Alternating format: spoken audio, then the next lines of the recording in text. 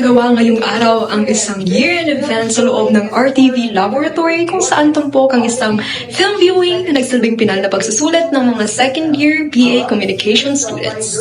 Ang bawat pelikula ay sumalalim sa masusing proseso ng pre-production, production at post-production.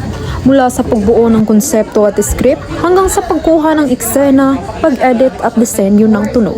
Sa pamamagitan ng mga student-made films, ipinamalas ng mga mag-aaralang kanilang kakayahan sa sinematografiya, direksyon, pag-arte at epektibong visual storytelling. Higit pa sa teknikal na aspeto, ipinakita rin ng mga pelikula ang lalim ng mga kwentong tinatalakay, mga karanasang hango sa realidad, mga isyong panlipunan at mga salaysay na nagbigay boses sa kabataan.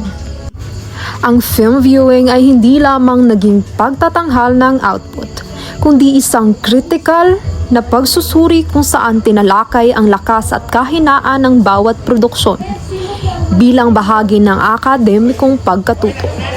Ayon sa mga guro at tagapangasiwa ng programa, ang ganitong uri ng aktibidad ay mahalaga sa paghahanda ng mga mag-aaral para sa aktwal na produksyon sa industriya ng pelikula at media. Sa pagtatapos ng year-end event, nagsilbing patunay ang mga pelikulang ito na ang sining ng pelikula ay isang kolaboratibong proseso, isang pagsasanib ng teknikal na kaalaman, malikhaing pananaw at makabuluhang kwento.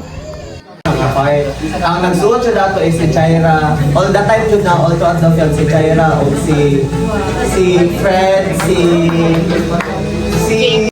Ito ang boses ng mga mag-aaral na sa pamamagitan ng mga pelikula ay patuloy na hinuhubog ang kanilang identidad bilang mga susunod na filmmaker ng bansa. Muli, ito si Renza Amigo para sa Hudyat. Una sa katotohanan, laging maaasahan.